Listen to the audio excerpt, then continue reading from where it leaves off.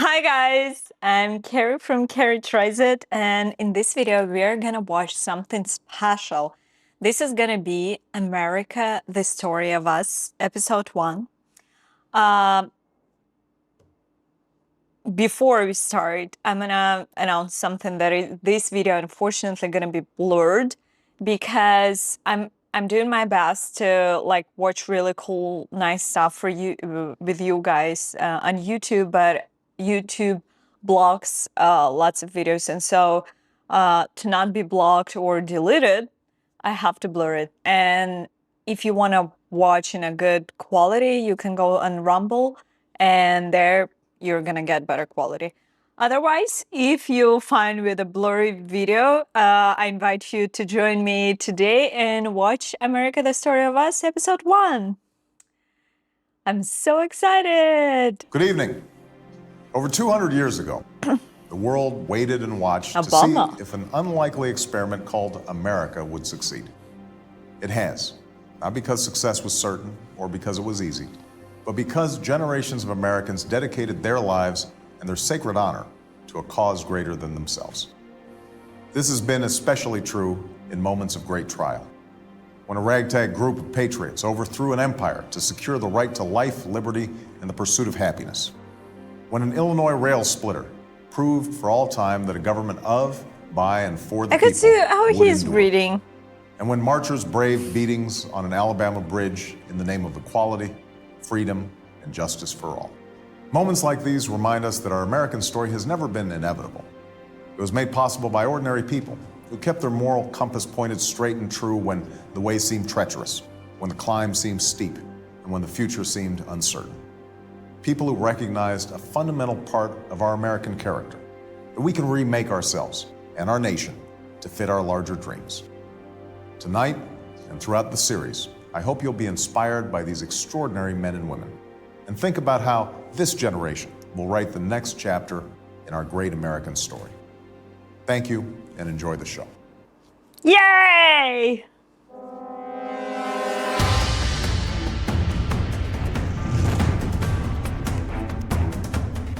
Adventurers sail across an ocean in search of a new life. They forge a nation that will become the most powerful in the world.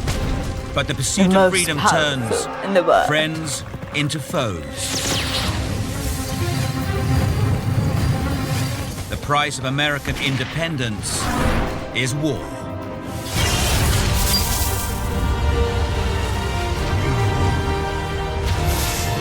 That's really cool.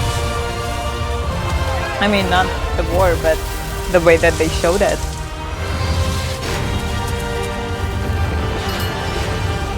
Yeah.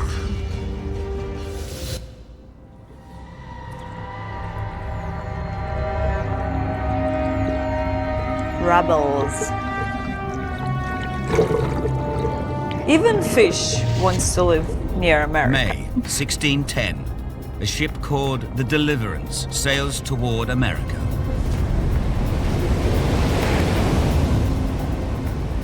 A 120 years after Columbus, it's still a perilous journey. On board is John Rolfe, a 24-year-old English farmer in search of a new life. Farmer. Crossing the Atlantic takes at least 2 months, sometimes much longer. Wow. And now 70% I'm of early crying about adventurers 24 like hours. Rolfe will be dead within a year. But to Rolfe, the risks seem worth it.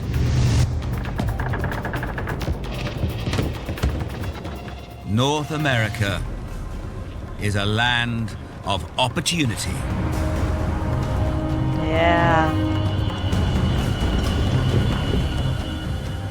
A continent of vast, untapped wealth, starting with the most valuable resource of all, land. Land.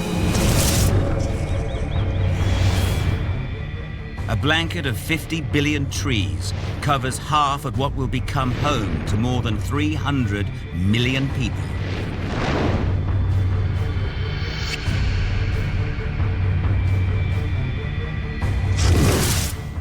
Further west, up to 60 million bison roam 14.5 million square kilometers of wilderness. Why do I say wilderness? It's wilderness? He has an accent. What kind Whilst underground are said to be gems, silver, and some of British. the largest seams of gold in the Silver. world. The settlers expect nothing less than El Dorado.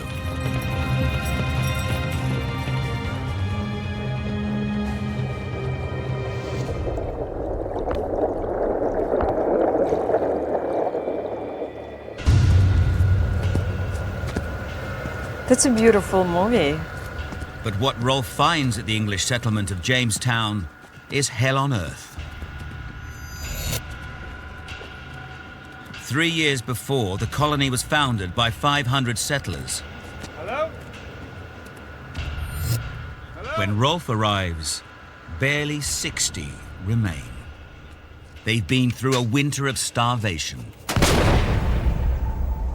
Having fed on horses and other animals, we ate boots, shoes, He and any boots? other leather we came across. 3 months before Rolf's arrival, a man was burned at the stake for killing his pregnant wife and planning to eat her. I mean, come on, we can... The English colonists were unprepared for this new world and unwilling to perform I'm trying to manual remember labor. the word, sorry. Instead of livestock, they brought chemical tests for gold that they never find. Sympathize to people in the war who ate shoes and And stuff this like is that. not Or, uninhabited I don't land. know,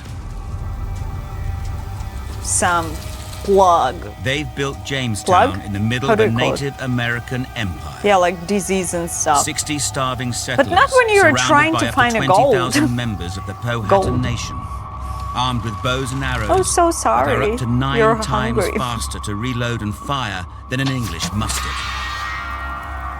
They're soon enemies.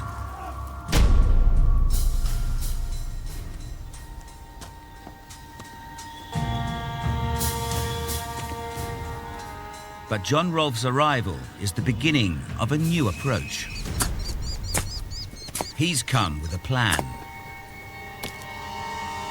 There's money in tobacco, and England is addicted.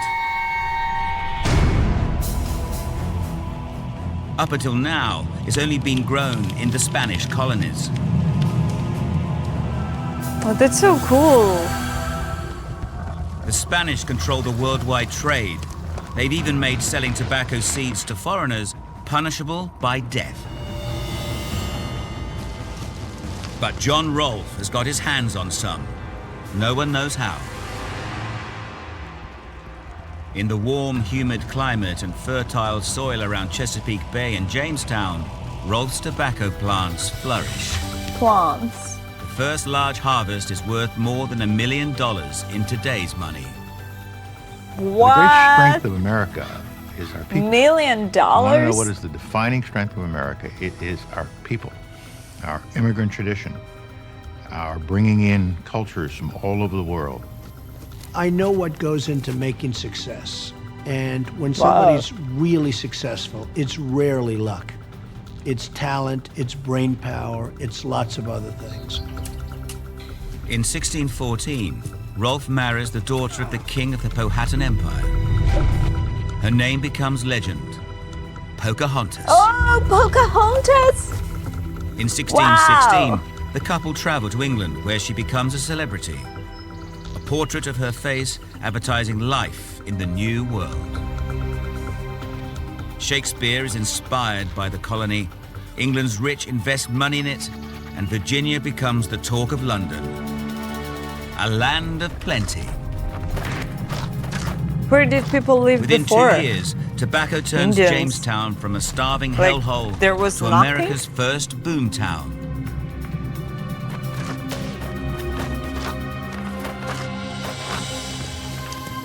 By 1619, nearly 1,000 more settlers arrived, including around 20 from Angola.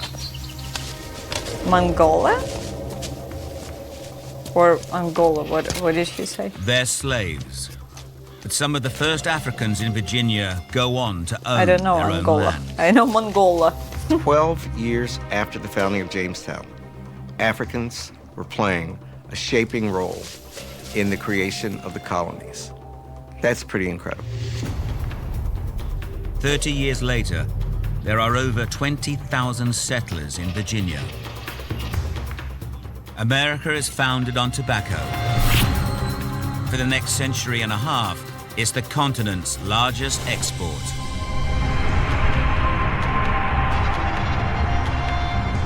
Virginia. It's so cool to learn all these things. 10 years after John Rolfe's arrival in Jamestown, another group of English settlers lands in North America.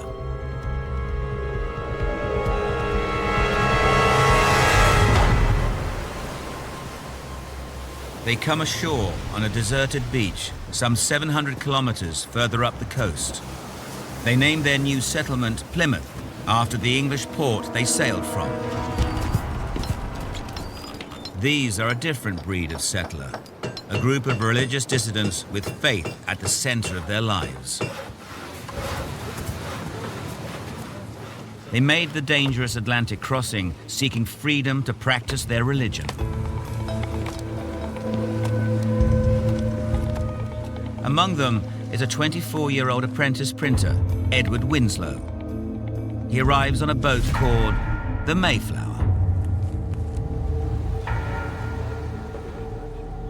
By April 1621, their settlement is taking shape. The Mayflower returns to England.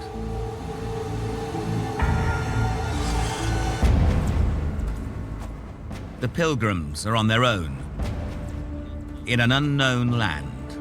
Oh, they got A great abandoned? hope and inward zeal we had of laying some great foundation for the propagating and advancing the gospel of the kingdom of Christ in those remote parts of the world.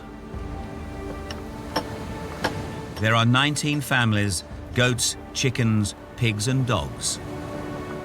They have spinning wheels, chairs, books, guns, Guns, that's how they and no way home. probably If you create this environment as a scared land of opportunity, American, then you're going to Americans, attract Indians. those type of people who want to take that risk, who want to take that gamble, and Collector. who believe in a better life. They were heading for the Hudson River, but they've landed more than 300 kilometers further north at the beginning of winter. They've arrived in the middle of a mini ice age with temperatures 2 degrees colder than today. Winters are longer, growing seasons shorter.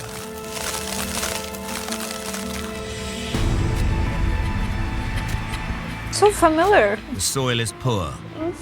Little grows. Food supplies soon run low. In the first 3 months, more than half the Pilgrims die. William Bradford is the governor of a community soon in desperate trouble. It pleased God to visit us with death daily. Disease was everywhere. The living were scarcely able to bury the dead. They died sometimes 2 or 3 a day. Of 100 and odd persons, scarce 50 remained. At times, only 6 workers are fit enough to continue building their shelters. Susanna White's husband dies that first winter. Edward Winslow's wife perishes a month after. Within weeks, White and Winslow marry. They'll have 5 children. What?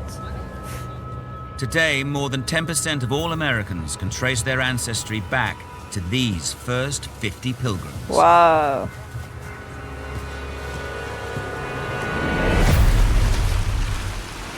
Yeah, of course, they don't know that they have to wear warm clothes. But their and new stuff. world is not built on virgin But soil.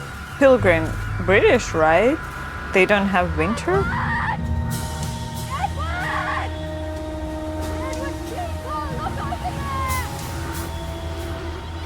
As at Jamestown, there were others here first. Uh-oh.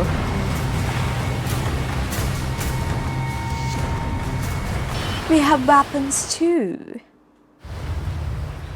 April 1621.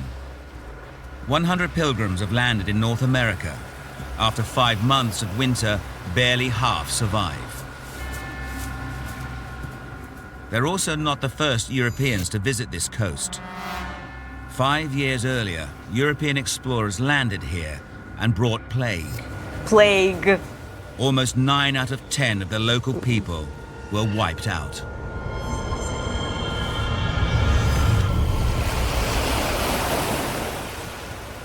Now the surviving Pokanoket don't want enemies.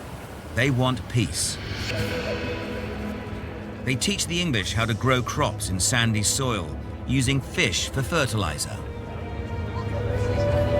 Interesting. But they want something in return. They have a common enemy, a rival tribe, and the English have powerful weapons.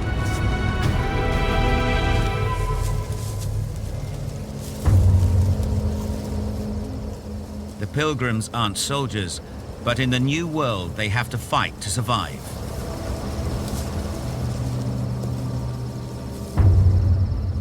On August 14th, 1621, Pilgrims and Pokanoket unite to launch a surprise attack they hope will safeguard both their futures. It was resolved to send 14 men, well armed, and to fall upon them in the night.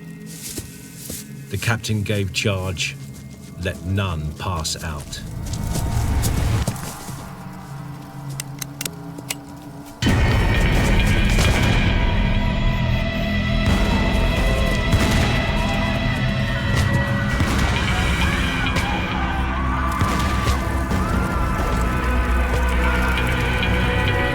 Why? That's interesting. Why people from the same land, Ambushed, the like Pokanoket's rivals Indians, have no answer for English didn't make firepower. friendship with each other? Huge land, go live there. Live here or live together, even better.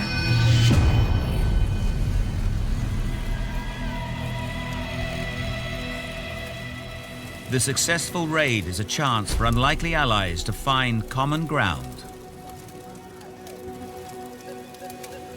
We have found the Indians very faithful in their covenant of peace with us. They are people without any religion or knowledge of any god, yet very trusty, quick of apprehension, ripe-witted, and just. Pilgrims and Pokanoket seal their friendship with a meal. In time, it will become a celebration every American recognizes. Thanksgiving. One of the main themes in the founding of America was a place to do business, a place to expand your horizons, a place to live a life of your own, practice your own religion. Those are the basic themes that brought people to these shores to colonize.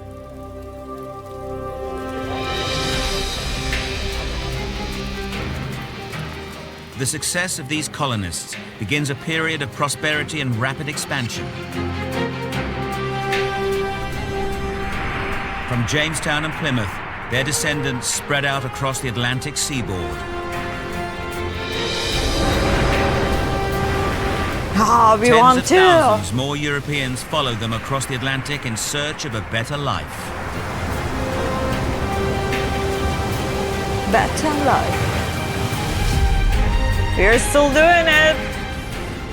Within a century and a half, they found 13 separate colonies. From Jamestown, agriculture spreads across the south. Dirt farms transformed into sprawling plantations.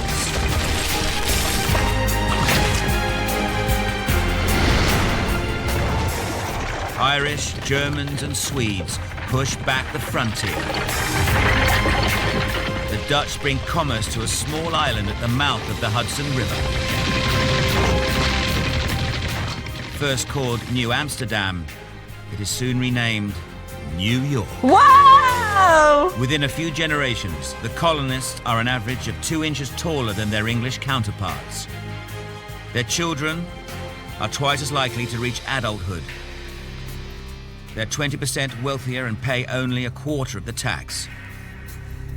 Many still regard themselves as British subjects, but the strains are beginning to show.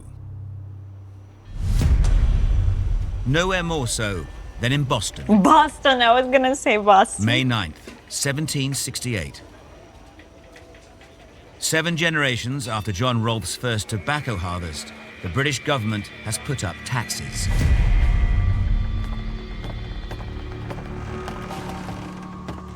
A British customs official springs a surprise raid on a ship belonging to John Hancock, one of the richest men in Boston. Hancock's crew has other ideas.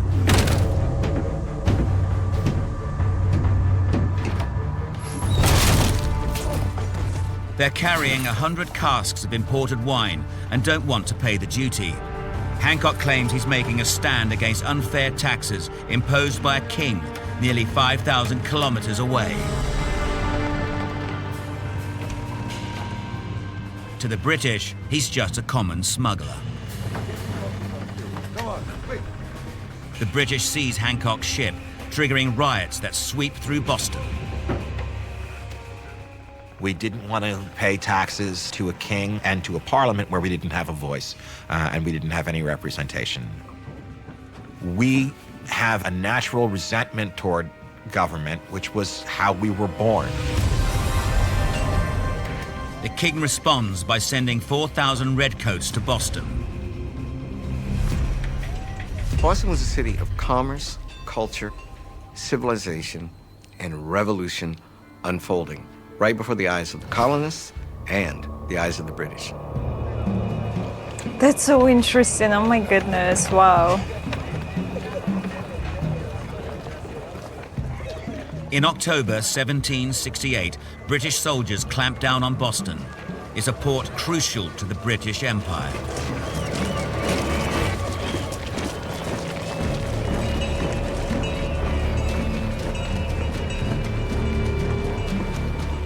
Its dockyards are some of the busiest in the world, producing up to 200 ships a year from America's vast timber reserves. A third of all British shipping is built in the colonies.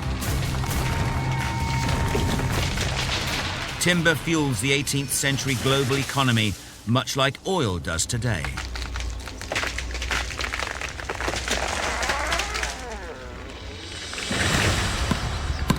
Across New England, blaze marks identify the tallest, strongest trees selected by the British Crown Sequoia? for the masts of British ships.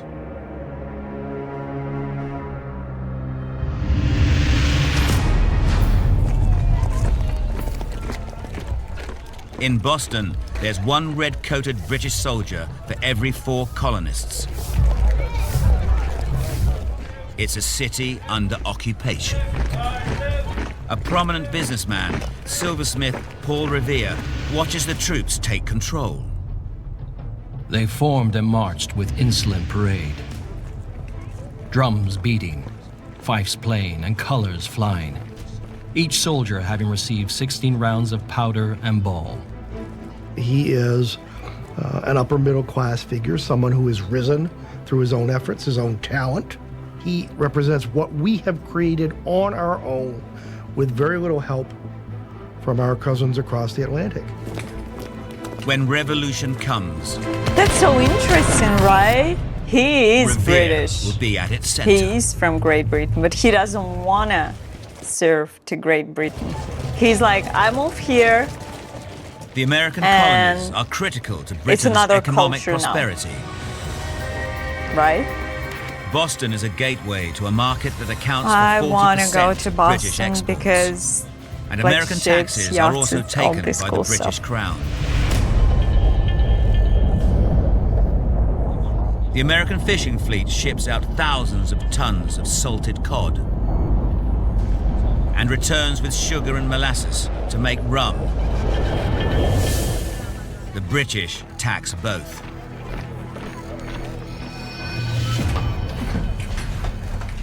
In Africa, the rum is then used to buy the most profitable cargo of all.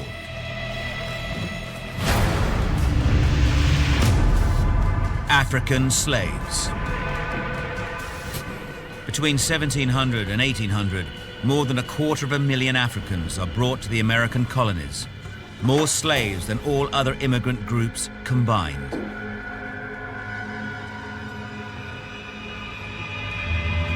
So sad. Most slaves wind up on large plantations in the South, but they're also critical to the economy of the North. 10% of Boston's population is black. Boston is a melting pot, and tension is building. Nobody likes invaders in their homes. To have people here, foreigners on your soil, is a great incentive for people to fight. On March 5th, 1770, after 3 days of unrest, an angry mob roams the streets. Hundreds of men who blame the British for losing their jobs gather on King Street.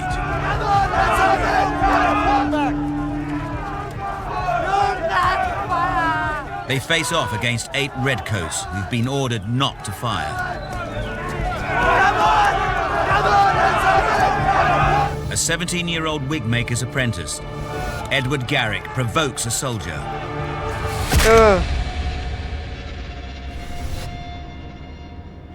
This is how wars start.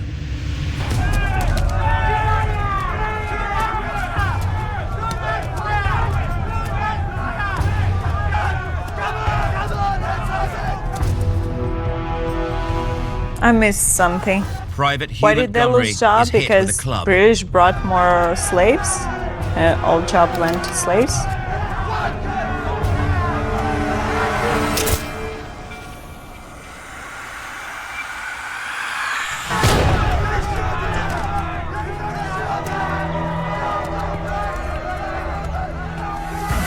War started in Boston? Wow.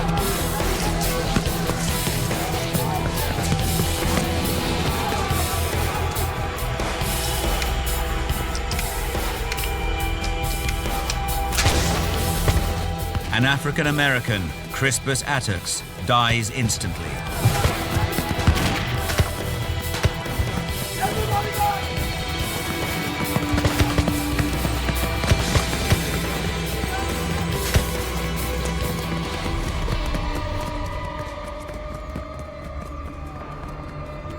Fourth of July! When the smoke clears, 4 more are dead. Boston's political radicals seize the moment. Silversmith and engraver Paul Revere quickly turns the bloodshed into anti-British propaganda. His engraving creates outrage across the 13 colonies. Unhappy Boston, see thy sons deplore, thy hallowed walks besmeared with guiltless gore, whilst faithless Preston and his savage bands, with murderous rancor, stretch their bloody hands.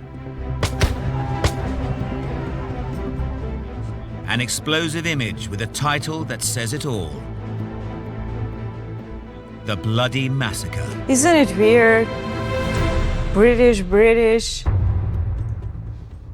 There was the old joke, you give me a picture, I'll give you a Same war. same is Those happening who now, wanted like, to I just want your stir things land. up and to make a statement and maybe even lead a revolution, it made them able to rally others to their side. News spreads fast. Boston has a weekly newspaper, and the colonists are avid readers. There are more than 40 papers across the colonies, and a new postal delivery system has been introduced by the new Postmaster General, Benjamin Franklin.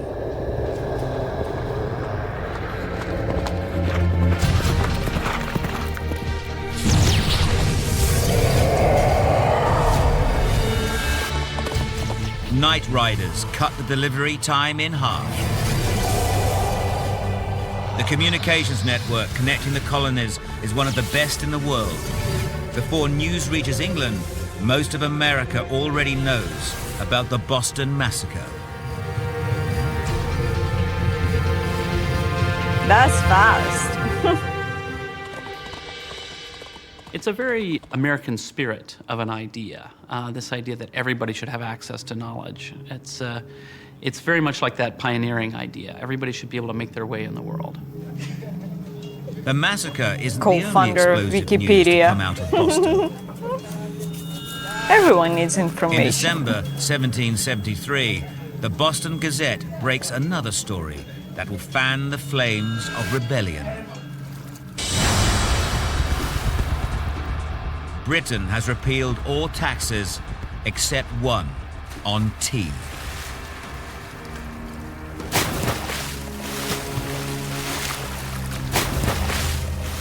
In one of the most famous acts of resistance in history, rebels dump over $1 million worth of tea into Boston Harbor. When someone comes along, That's interesting. A lot of people with roots, British that's not roots. who we are. Where's tea? The British respond by closing down Boston Harbor, one of America's busiest, wealthiest ports.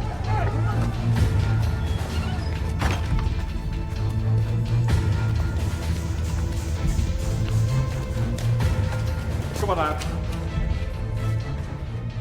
Hundreds lose their jobs. Come on out. The British plan to strangle any resistance from the rebellious colony of Massachusetts. But the plan is about to backfire dramatically.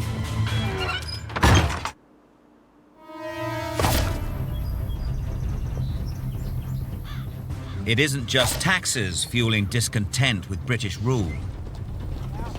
Settlers are pushing west, and many have their eyes set on new land beyond the Appalachian Mountains. But the British have banned new settlements west of a boundary called the Proclamation Line. The line divides British land from land belonging to Native Americans. To enforce it, hundreds are evicted from their homes. September 5th, 1774. We want liberty. Incensed at the British actions, 56 delegates from across the colonies gather at the First Continental Congress in Philadelphia. It's the first step on the road to American independence. Among them are radicals John Adams, Patrick Henry, and a gentleman landowner from Virginia named George Washington. At a time when our lordly masters in Great Britain will be satisfied with nothing less than the deprivation of American freedom, it seems highly necessary that something should be done to maintain liberty. Across New England, people prepare to defend themselves. Smuggled arms are collected and stashed in secret hideaways. But while many expect conflict, most delegates in Philadelphia want peace with Britain. A military action would make a wound that would never be healed. Wow. The First Continental Congress resolves that a British attack on any one colony would be regarded as an attack on all of them. What emerges at Philadelphia is solidarity. The distinctions between Virginians, Pennsylvanians, New Englanders, and New Yorkers are no more. I'm not a Virginian. I am an American. How did they even create the future word? of the 13 American colonies hangs in the balance. Spring There's the 1775, near reason. Concord, Massachusetts. Local gunsmith Isaac Davis puts the town militia through basic training. American patriots knew that they were doing the right thing. You're starting the birth of a nation. You know, you had to really believe in what you were doing. You gotta keep this clean here, sir. You keep that clean, it'll save your life. You don't? If war comes, this will be America's first line of defense, a volunteer home guard. Gentlemen, it's looking good. It's looking good. Let's have some breakfast and move out. Show those redcoats what... They're ordinary Americans, farmers, blacksmiths, and shopkeepers. The militiamen of any of the colonies were made up of just its citizens. It was a citizen-based protection unit. And some of them had some skills, but some of them were just the carpenters. Some of them were just the mason or the blacksmith. I mean, these were the guys that they had something at stake to protect their colony. So they started to form together, just trying to help protect each other. Every town across the colonies has its own militia. But by 1775, Militia, it's like, they're preparing to defend themselves like against the someone who British is army. like a leader. In Massachusetts, a third of all men aged between 16 and 50 must be ready to bear arms at a minute's notice. Excellent, good shots. We keep this up, we're gonna give those redcoats a scare, all right?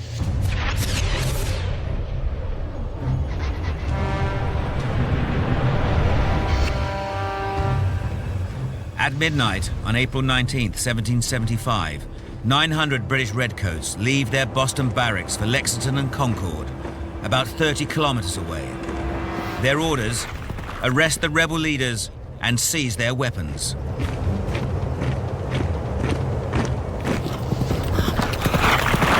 But news of the plan leaks out to Paul Revere, who sets off ahead of them to alert the militias.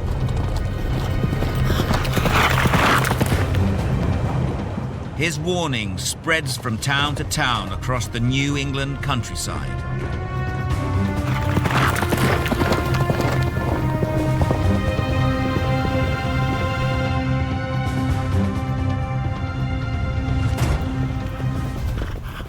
Revere arrives in Lexington ahead of the British. The British are coming. We need to warn the militia. Get them together. Come on.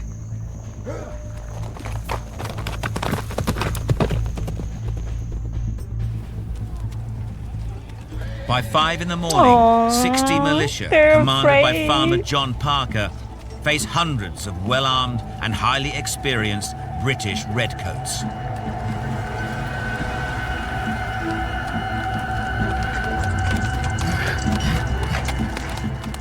What happens next will change the course of history.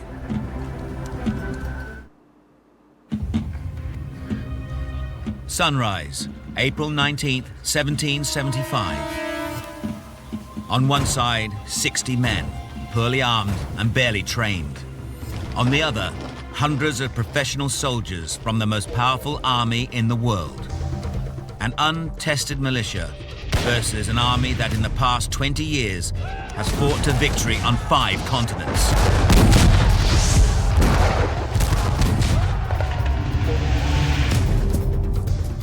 But the rebels stand ready to fight. These guys were revolutionaries, they were scallywags, they were rebels. Some of them were gentlemen farmers, some of them were overeducated, some of them were undereducated. It really was the birth of a nation. The Lexington militia gathers on the village common.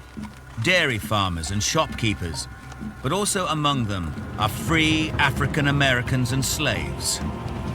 It is a unique experience that African Americans have had in the military in America. African Americans fought for the country even before it was a country. Wow. African Americans like Prince Estabrook.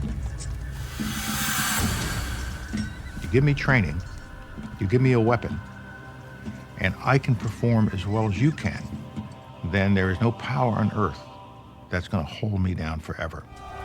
Stand your ground. Don't fire unless fired upon. But if we mean to have war, let it begin here. Captain John Parker once fought on the side of the British. A quarter of the men standing at his side are related to him.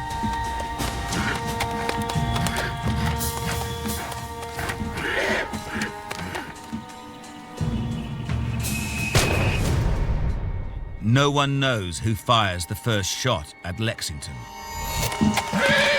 But it's the shot heard round the world. I mean, the redcoats, that's intimidating. The way they move, the way they march, the way they execute on that open space. I imagine on some level for the guy who works the printing press, this is overwhelming, beyond anything you could possibly articulate in words.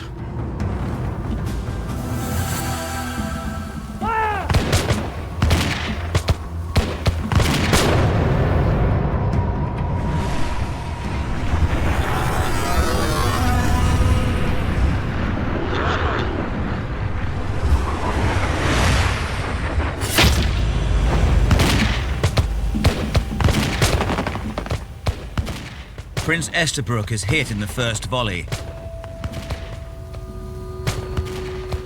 The rebels are outnumbered and outclassed.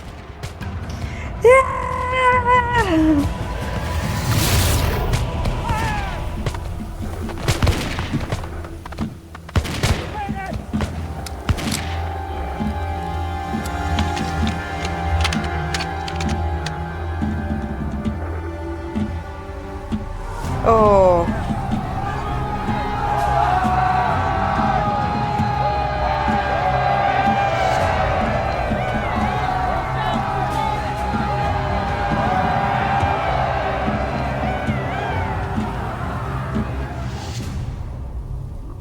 Within minutes of the first shots fired at Lexington, 8 rebels are dead, 10 wounded. The American Revolution has begun. The Redcoats reach Concord at 9 a.m. Acting on a tip-off from colonists loyal to the Crown, they raid the militia's arms stash. But the rebels have got there first. Haha.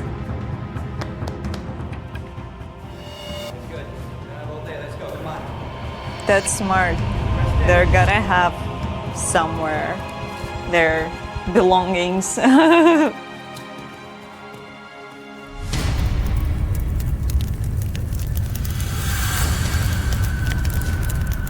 The British continue to search for weapons, giving the rebels more time to spread the word. Good job. The militia gathers just outside the town of Concord.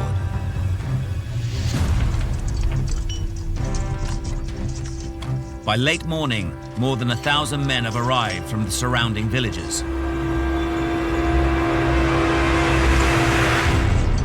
Their plan was to defend their towns against the British. Let's go!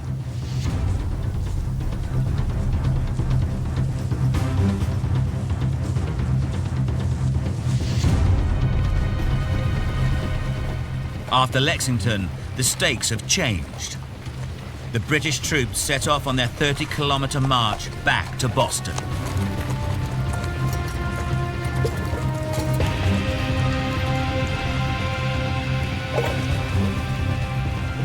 To bring more people?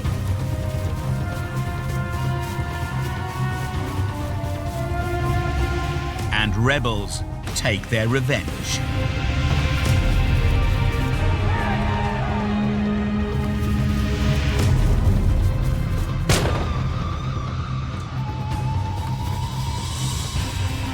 Did they follow him?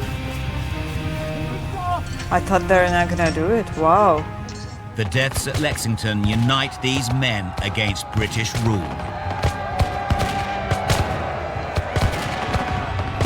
That looks like a war in my understanding of a war.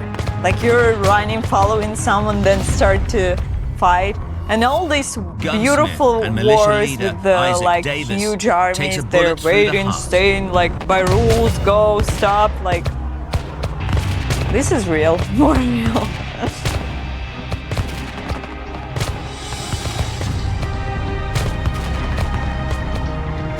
I love how they showed it.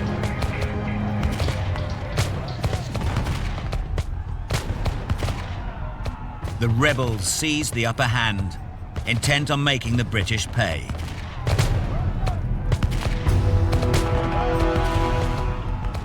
They shadow the redcoats march home, firing on them all the way. A third of the redcoats are killed or wounded.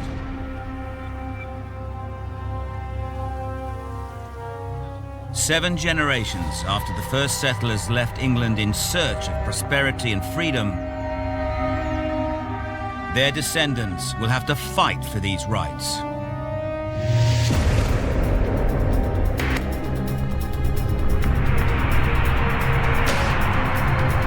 Wow! I love it! Standing in their way is the might of the world's greatest military superpower. So cool. Amazing show. I'm so excited to continue watching it. Because in school, of course, I learned like how the world began and all first like cultures and people, how did they migrate and all this stuff, and like mostly history of Belarus, Russia, Europe, ancient history. But about America, like, I don't know, maybe I had a couple of classes compared to like 10 years of learning history of the world without America. You know what I mean? So that's really amazing. It's so interesting and I'm so excited to watch it. I hope you guys enjoyed it as much as I did. I'm like, yeah, love it.